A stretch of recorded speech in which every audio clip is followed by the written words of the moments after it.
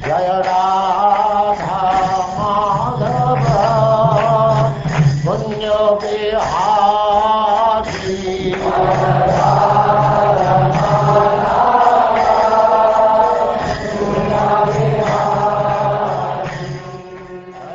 And now chapter 69. Narada Muni visits Lord Krishna's palaces in Dwarka.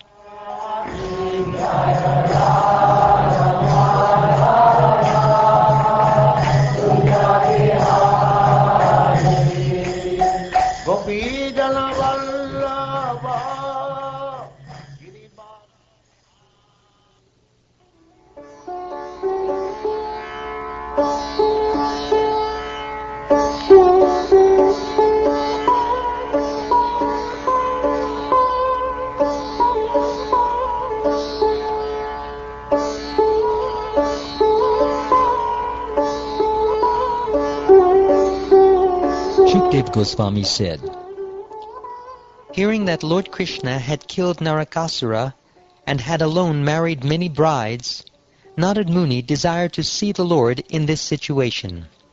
He thought, it is quite amazing that in a single body Lord Krishna simultaneously married 16,000 women, each in a separate palace. Thus the sage of the demigods eagerly went to Dwarka. The city was filled with the sounds of birds and bees flying about the parks and pleasure gardens, while its lakes, crowded with blooming Indivara, Amboja, Kalada, Kumuda, and Utpala lotuses, resounded with the calls of swans and cranes. Dwarka boasted 900,000 royal palaces, all constructed with crystal and silver, and splendorously decorated with huge emeralds. Inside these palaces, the furnishings were bedecked with gold and jewels. Traffic moved along a well-laid-out system of boulevards, roads, intersections, and marketplaces, and many assembly houses and temples of demigods graced the charming city. The roads, courtyards, commercial streets, and residential patios were all sprinkled with water and shaded from the sun's heat by banners waving from flagpoles. In the city of Dwarka was a beautiful private quarter worshipped by the planetary rulers. This district, where the demigod Vishvakarma had shown all his divine skill, was the residential area of Lord Hari, and thus it was gorgeously decorated by the 16,000 palaces of Lord Krishna's queens. Narada Muni entered one of these immense palaces. Supporting the palace were coral pillars decoratively inlaid with Vaidurya gems. Sapphires bedecked the walls, and the floors glowed with perpetual brilliance. In that palace, Tvashta, or Vishvakarma, had arranged canopies with hanging strands of pearls. There were also seats and beds fashioned of ivory and precious jewels. In attendance were many well-dressed maidservants bearing lockets on their necks, and also armor-clad guards with turbans, fine uniforms, and jeweled earrings. The glow of numerous jewel-studded lamps dispelled all darkness in the palace. My dear king, on the ornate ridges of the roof danced loudly crying peacocks, who saw the fragrant aguru incense escaping through the holes of the latticed windows and mistook it for a cloud.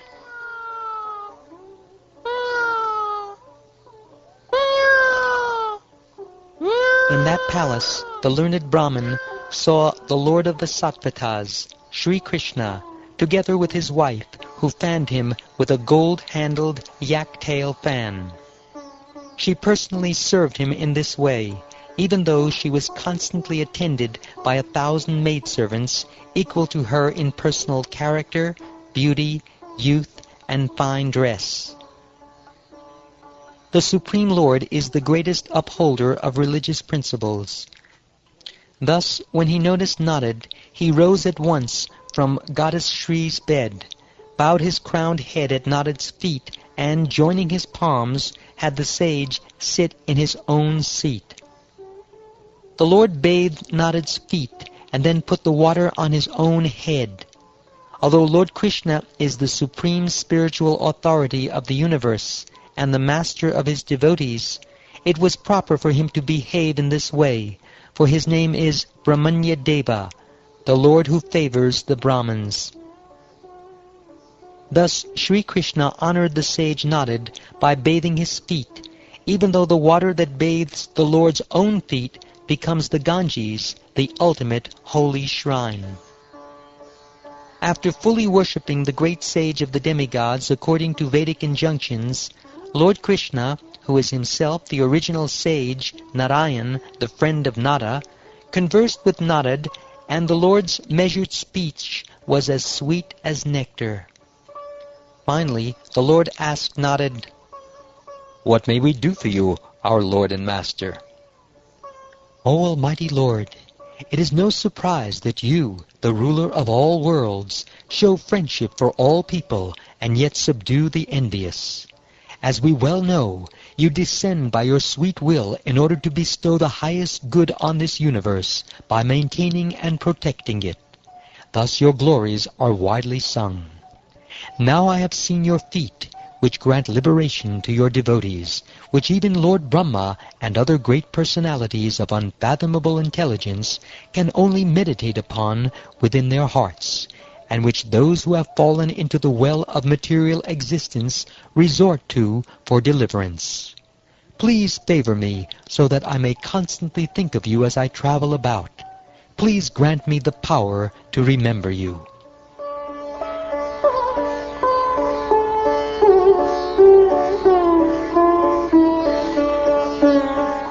Narada then entered the palace of another of Lord Krishna's wives, my dear king. He was eager to witness the spiritual potency possessed by the master of all masters of mystic power. There he saw the Lord playing at dice with his beloved consort and his friend Uddhava. Lord Krishna worshipped Narada by standing up, offering him a seat, and so on, and then, as if he did not know, asked him, "When did you arrive? What can needy persons like us do for those who are full in themselves? In any case, my dear Brahmin, please make my life auspicious." Thus addressed, Narada was astonished. He simply stood up silently and went to another palace. This time Naradaji saw that Lord Krishna was engaged as an affectionate father petting his small children. From there he entered another palace and saw Lord Krishna preparing to take his bath.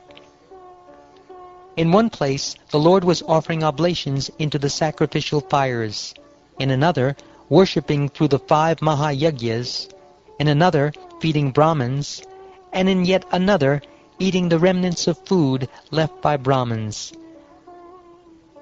Somewhere Lord Krishna was observing the rituals for worship at sunset by refraining from speech and quietly chanting the Gayatri mantra, and elsewhere he was moving about with sword and shield in the areas set aside for sword practice.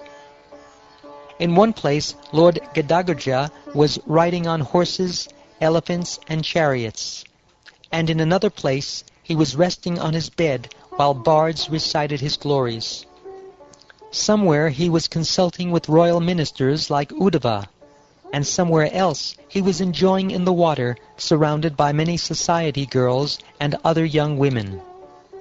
Somewhere he was giving well-decorated cows to exalted Brahmins, and elsewhere he was listening to the auspicious narration of epic histories and Puranas. Somewhere Lord Krishna was found enjoying the company of a particular wife by exchanging joking words with her. Somewhere else he was found engaged, along with his wife, in religious ritualistic functions. Somewhere Krishna was found engaged in matters of economic development, and somewhere else he was found enjoying family life according to the regulative principles of the Shastras. Somewhere he was sitting alone, meditating on the Supreme Personality of Godhead, who is transcendental to material nature. And somewhere he was rendering menial service to his elders, offering them desirable things and reverential worship. In one place he was planning battles in consultation with some of his advisors, and in another place he was making peace. Somewhere Lord Keshava and Lord Balaram were together pondering the welfare of the pious. Narad saw Lord Krishna engaged in getting his sons and daughters married to suitable brides and bridegrooms at the appropriate time, and the marriage ceremonies were being performed with great pomp. Narad observed how Sri Krishna, the master of all yoga masters, arranged to send away his daughters and sons-in-law, and also to receive them home again at the time of great holiday celebrations. All the citizens were astonished to see these celebrations. Somewhere he was worshipping all the demigods with elaborate sacrifices, and elsewhere he was fulfilling his religious obligations by doing public welfare work, such as the construction of wells, public parks, and monasteries. In another place he was on a hunting expedition. Mounted on his Sindhi horse and accompanied by the most heroic of the Yadus, he was killing animals meant for offering in sacrifice. Somewhere Krishna, the Lord of mystic power, was moving about in disguise among the homes of ministers and other citizens in order to understand what each of them was thinking. Having thus seen this display of the Lord's Yoga Maya, Narad mildly laughed and then addressed Lord Rishikesh, who was adopting the behavior of a human being. He said, "Now we understand your mystic potencies, which are difficult to comprehend even for great mystics, O Supreme Soul, Master of all mystic power. Only by serving your feet have I been able to perceive your powers. O Lord, please give me your leave. I will wander about the worlds, which are flooded with your fame, loudly singing about your pastimes, which purify the universe." O Brahman, I am the speaker of religion, its performer and sanctioner. I observe religious principles to teach them to the world, my child, so do not be disturbed.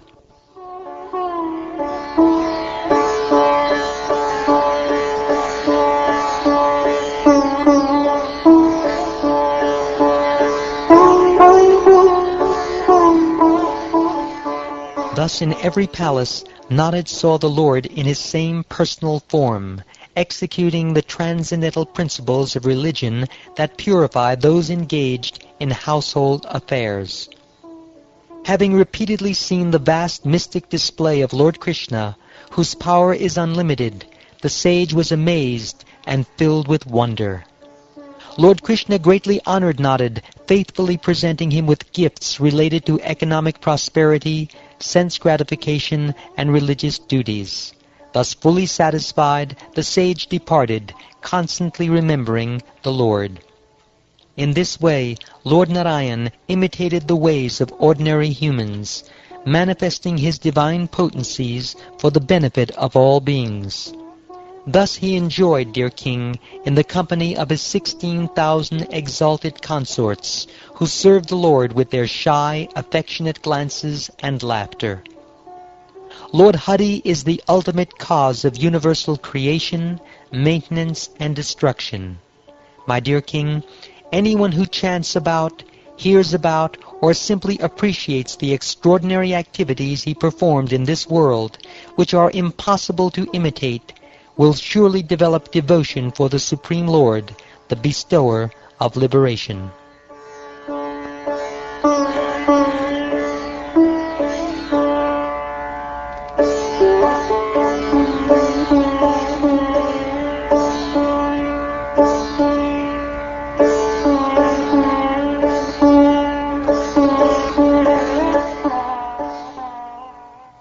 Thus ends the 69th chapter of the 10th canto of the Śrīmad-Bhāgavatam, entitled Narada Muni Visits Lord Krishna's Palaces in Dwarka.